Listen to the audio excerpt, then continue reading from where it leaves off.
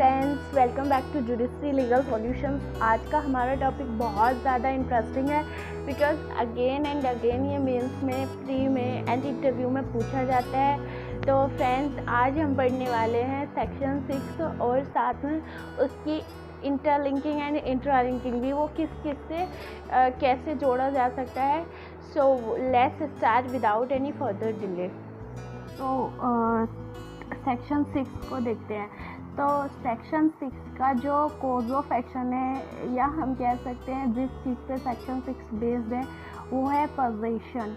यानी plaintiff position में था और डिफेंडेंट उसको डिस्पोजेस्ड कर देता है।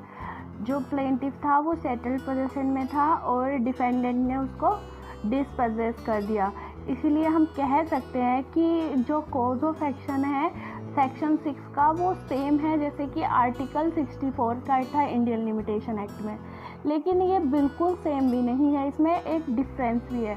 अब हम इसका इन दोनों का डिफरेंस देखते हैं। जो आर्टिकल है उसमें जो टाइटल का रेज करना होता है, मतलब कि मेरे पास टाइटल है पोजीशन का या ओनरशिप का या किसी भी तरह का, अगर मेरे पास टाइटल है, लीगल टाइटल है, तो वो title article 64 Indian limitation act में प्लेंटिफ अपने प्लेंट में रेज नहीं कर सकता था, लेकिन डिफेंडेंट जो है वो रेज कर सकता था अपने डब्ल्यूएस में। और जब एक बार डिफेंडेंट ने रेज कर दिया तो डिफेंडेंट को रिप्लाई में प्लेंटिफ अपना टाइटल, अगर उसके पास बेटर टाइटल है या कोई भी टाइटल है, तो वो क्लेम कर सकता था। लेकिन जब हम सेक्शन 6 की बात करते हैं तो सेक्शन 6 में हमें एक यूनिक फीचर देखने को मिलता है। उसका जो स्टार्टिंग के जो वर्डिंग्स हैं वो ये है, not with standing any other title. ये ओवर राइड करता है किसी लॉ में कोई भी टाइटल किसी भी पर्सन के पास हो, लेकिन इसकी जो इम्प्लीकेशन है वो यही आती है, चाहे किसी के पास कोई भी कितना भी बेटर टाइटल हो, ना तो प्लेंटिफ और ना ही डिफेंडेंट अपना टाइटल का इशू रेज कर सकते हैं। यानी कि प्लेंटिफ भी नहीं कर सकता और डिफेंडेंट भी नहीं कर सकता। यही सेक्शन 6 और आर्टिकल 64 में डिफरेंस है। तो अभी हमने देख लिया है कि सेक्शन 6 में टाइटल का इशू रेज नहीं हो सकता, प्लेंटिफ भी रेज नहीं कर सकता, डिफेंडेंट भी नहीं रेज कर सकता। लेकिन अगर बाय मिस्टेक प्लेंटिफ ने या डिफेंडेंट ने रेज कर भी दिया तो उस इशू पे कोर्ट हियरिंग ही नहीं करेगा, कोर्ट जो है उसको हियर ही नहीं करेगा। और अगर कोर्ट हियर भी कर लेता है तो उस पर रेस जुडिकेटा अप्लाई नहीं होगा। सेक्शन 11 रेस जुडिकेटा जो है वो बार करता है फर्दर सूट को। आप लोगों को पता ही होगा, नहीं पता होगा तो मैं सीपीसी में इस टॉपिक को अच्छे से डील करूँगी। यहाँ पे बस इतना समझ लो कि उस पर रेस जुडिकेटा अप्लाई नहीं होगा। और जो मैटर है, ये matter collaterally and incidentally in issue माना जाएगा।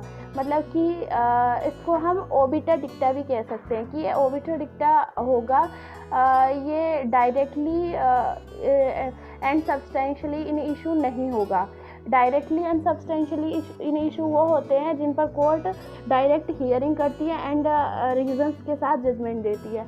और कोलेटरली एंड इंसिडेंटली इन इशू वो होता है जिससे कोर्ट डायरेक्ट हियरिंग नहीं करती है, पासिंग रेफरेंस में किसी चीज़ को बता देती है, लेटर ऑन उसी सब्जेक्ट मैटर पे सूट फाइल किया जा सकता है। तो इसी तरह से अगर किसी ने टाइटल का क्लेम रेज कर भी दिया सेक्शन 6 में, तो कोर्ट उसको हियर नहीं करेगा। अगर हियर किया भी तो वो कोलेटरली एक ओबिटर डिक्टा पास करेगा, उस पर कोई रीजन्ड जजमेंट पास नहीं करेगा। और प्लस सेक्शन 11 या फिर broad principle of res judicata भी अप्लाई नहीं होगा उस पर।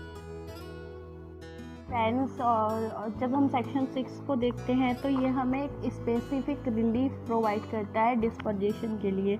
ये हमने पहले भी समझ लिया है। लेकिन जो सेक्शन 5 था वो हमें कोई स्पेसिफिक रिलीफ ग्रांट नहीं कर रहा था, वो मेयर डिक्लेरेशन था।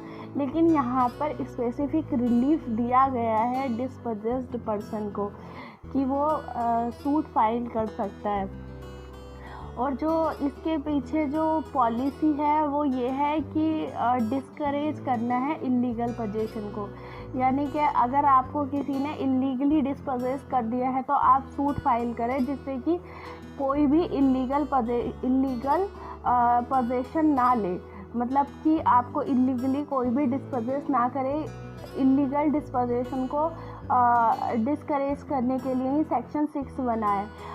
अगर कोई ट्रेसपासर भी सेटल्ड पोजीशन पा लेता है कभी, तो उसको भी लॉ के अलावा, मतलब कि फोर्सफुली अगेंस्ट लॉ, जो लॉ में दिया गया उसके अलावा डिस्पोजेस नहीं किया जा सकता। सिर्फ और सिर्फ अगर आपको किसी ट्रेसपासर को डिस्पोजेस कर रहा है तो सिर्फ और सिर्फ आप उसको प्रोसीजर एस्टेब्लिश्ड बाय लॉ ही उसको डिस्पोजेस कर सकते हैं। यानी उसके अगेंस्ट आप सेक्शन 6 का सूट फाइल कर सकते हैं, या सेक्शन 5 रेड विद आर्टिकल 64, या सेक्शन 5 रेड विद आर्टिकल 65, या सेक्शन 9 में सूट फाइल कर सकते हैं। आप उसको फोर्सफुली डिस्पोजेस नहीं करेंगे। अब इसको हम एक एग्जांपल के थ्रू समझते हैं। अब ए जो है एक ट्रेसपासर है जो कि बहुत टाइम पहले ट्रेसपास किया है किसी प्रॉपर्टी पे। बी को पहले ही वो डिस्पोजेस कर चुका है, लेकिन बी उस वक्त कोई भी सूट फाइल नहीं करता, ना फोर्सफुली ए को डिस्पोजेस करता है। लेटर ऑन जब ए जो है सेटल्ड पोजीशन में आ जाता है, जब वो रहते रहते उसे काफ़ी टाइम हो जाता है, वो बस जाता है वहाँ पर, तो बी जो है राइटफुल क्लेमेंट है, वो ए को उठा के फेंक देता है बाय फोर्स। तो यहाँ पर ए को राइट मिल जाता है कि वो सेक्शन 6 का सूट फाइल कर सकता है बी के अगेंस्ट। और अभी हमने देखा था कि सेक्शन 6 में जो है टाइटल क्लेम नहीं किया जाएगा। तो टाइटल ए के पास नहीं है तो उसे टाइटल क्लेम वो कर भी नहीं सकता, उसके पास है भी नहीं, इसलिए वो सेक्शन 5 रेड विद 64 में सूट फाइल कर सकता है, या सेक्शन 6 में। सेक्शन 5 रेड विद आर्टिकल 65 में नहीं कर सकता क्योंकि उसमें टाइटल रिक्वायर्ड है। और वो सेक्शन 5 रेड विद आर्टिकल 64 करेगा तो भी हार जाएगा क्योंकि बी वहाँ पे टाइटल क्लेम कर सकता था, लेकिन यहाँ पर बी टाइटल क्लेम नहीं कर सकता है।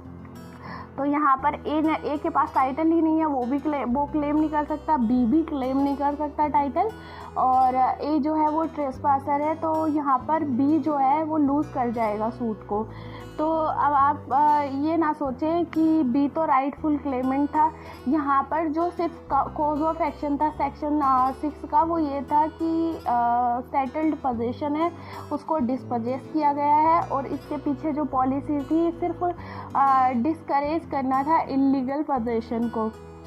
ओके, लेटर ऑन ए जो है अगर बी से सूट जीत जाता है तो बी जो है लेटर ऑन ए पे कोई दूसरा सूट फाइल कर सकता है अंडर सेक्शन 5। वो बार्ड नहीं होगा क्योंकि सेक्शन 6 में टाइटल वाला जो इशू है वो उस पर रेस जुडिकेटा अप्लाई नहीं होता। तो लेटर ऑन जो बी है वो सेक्शन 5 रेड विद आर्टिकल 65 जो है सूट फाइल कर सकता है ए के अगेंस्ट और अपनी प्रॉपर्टी बैक ले सकता है। ठीक है, तो फ्रेंड्स फिर मिलते हैं नेक्स्ट वीडियो में, तब तक के लिए bye. Please subscribe my channel and share. अगर आप लोग चाहते हैं सबसे पहले मेरी वीडियो आप तक पहुँचे तो शेयर करने के बाद बेल आइकन को प्रेस कर दें। एक वीडियो बनाने में बहुत ज़्यादा मेहनत लगती है, तो प्लीज़ आप लोग मेरे को शेयर करेंगे, सब्सक्राइब करेंगे तो मेरे को मोटिवेशन मिलेगा और अच्छे से वीडियो बनाने के लिए। और मेरे को कमेंट सेक्शन में ज़रूर बताएं कि आपको वीडियो कैसा लगा। Okay, bye.